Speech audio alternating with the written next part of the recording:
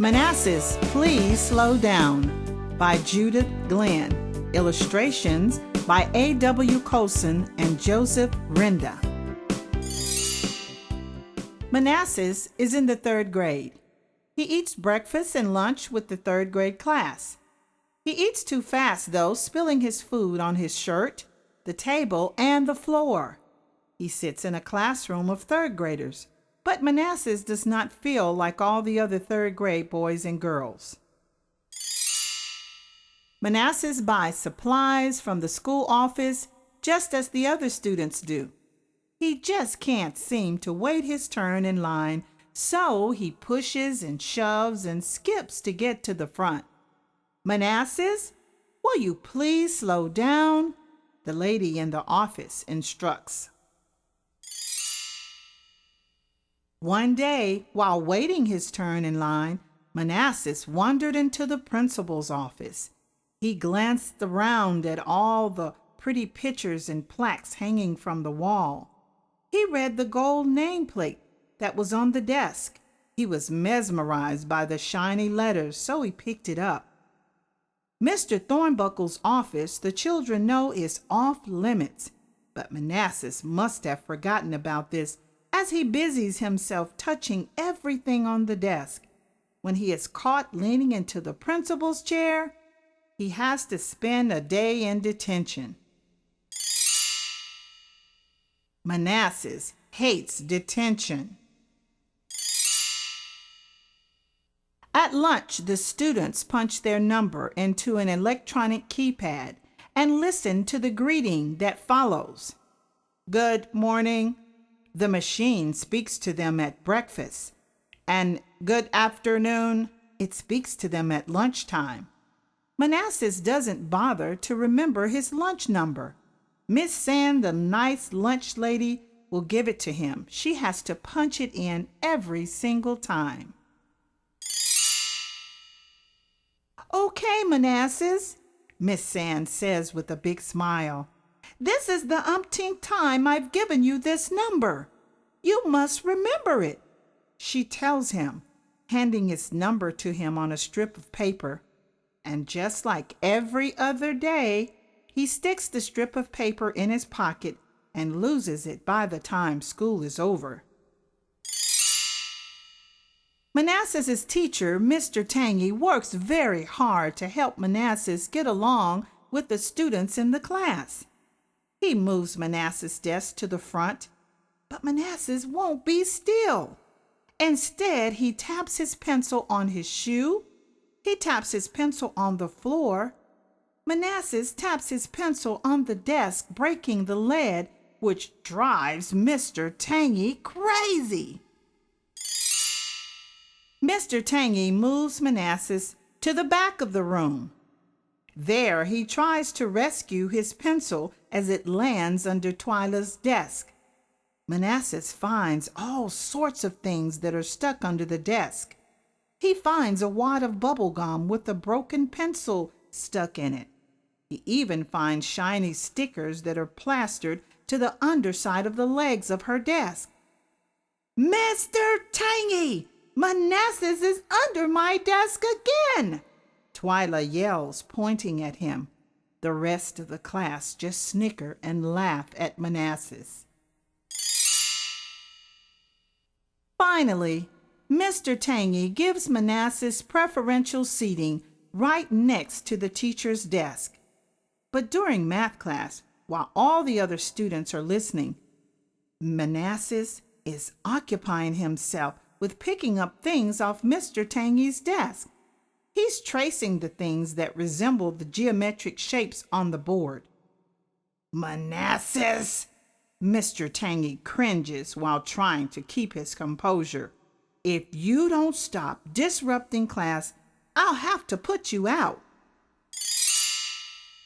On library day, Manassas lines up with his class to check out books. He twirls, bounces, and stumbles around until the librarian notices him. "Manassas, you have to sit at the red table," Mrs. Cole, the librarian, reminds him. The red table is for the students who failed to return their library books. Manassas somehow always misplaces the books that he checks out.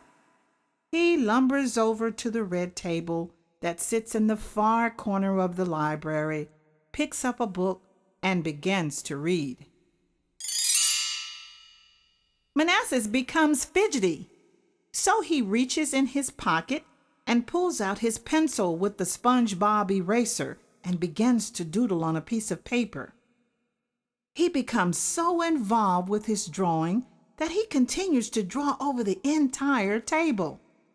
He creates a detailed scene of the cartoon that he watched this past Saturday at his Uncle Calvin's house.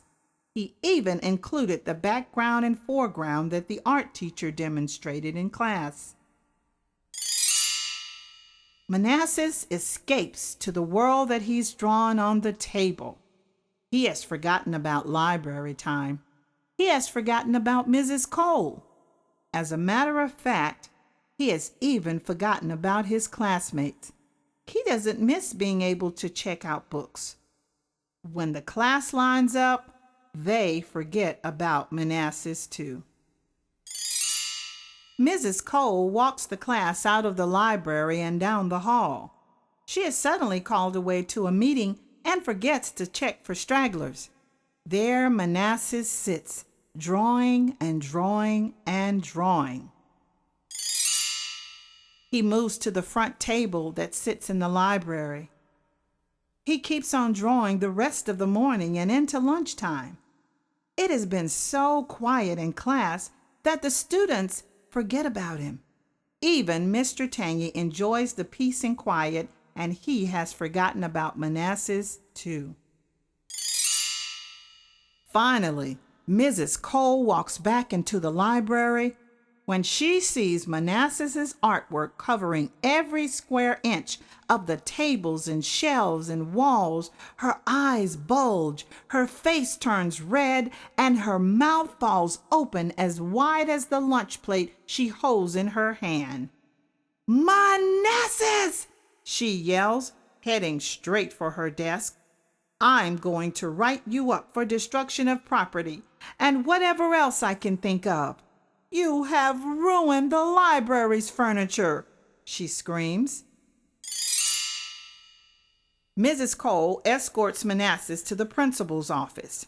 When Mr. Thornbuckle sees them coming, he hesitates, then nervously asks, "What's happened this time?" Manassas shrugs his shoulders and puts his head down. "I'll tell you what happened, all right," Mrs. Cole begins to explain. "Manassas has damaged the furniture in the library. All of it." Mr. Thornbuckle raises an eyebrow. "Let's take a look," he says, heading for the door leading out of his office. The three of them, Mr. Thornbuckle, Mrs. Cole, and Manassas, walk down the hall towards the library. Students in the hall stop and stare at the boy who walks with the principal. "That's the boy who got in trouble for pushing in the breakfast line," a girl states, pointing. "He got detention for painting on the walls in the art class," another boy whispers to his friend as they watch the procession down the hall. Mrs. Cole is at her wits' ends. She walks into the library, fussing about what Manassas has done to her furniture. Manassas, confused, stands looking at his artwork. All of a sudden, Mr. Thornbuckle holds up his hand and brings Mrs. Cole to a halt. He stands with his head scanning from side to side, surveying the library's new artwork. He turns and looks at Manassas and then back at the wall. "Son, did you do this?" Manassas holds his head down, staring at his shoes, and shakes his head softly. "Yes, sir." Much to Mrs. Cole's surprise and greatly to Manassas' surprise, Mr. Thornbuckle does something anyone hardly ever sees him do. There, standing in the middle of Stanfield Elementary School library, Mr. Thornbuckle shows a glimmer of a smile. "This is spectacular, simply amazing," Mr. Thornbuckle remarks. "This reminds me of my days in the Art Institute. Before I became a principal, I studied art. Your work is fascinating," Mr. Thornbuckle concludes. So Mr. Thornbuckle calls a meeting with the counselor, the art teacher, Mr. Tangy, and Manassas' parents. They all sit down to discuss ways to help Manassas work to his full potential. They talk about his strengths, and they talk about his weaknesses, and they talk about Manassas' talents, and they all find ways to make Manassas feel quite special. Manassas' parents take him to see the doctor. Dr. Ford examines Manassas and gives him a clean bill of health and a sticker that reads, "I'm a healthy kid." He suggests that they visit the psychologist, Dr. Sams. Dr. Sams talks to Manassas and asks a lot of questions, writing his responses in a tablet. Dr. Sams gives Manassas' parents a questionnaire also, and Mr. Tangy, the counselor, and the art teacher have to complete a questionnaire. The counselor meets with Manassas once a week. They discuss ways to help him pay attention, concentrate on his work, and slow down to think about what he is doing. Manassas feels better inside and out. Mr. Tangy gives Manassas shorter assignments, and he completes them all correctly. As a reward, Manassas is invited to help paint a mural outside of the art room. Everyone is happier. The students in the lunchroom, the students in the supply line, Mr. Tangy, Mrs. Cole. Manassas is especially excited about going to school every day. His parents put a card on the refrigerator with the letters UNIQUE. They explain to Manassas that it means we are all different and have a very special talent and gift. Manassas is very happy.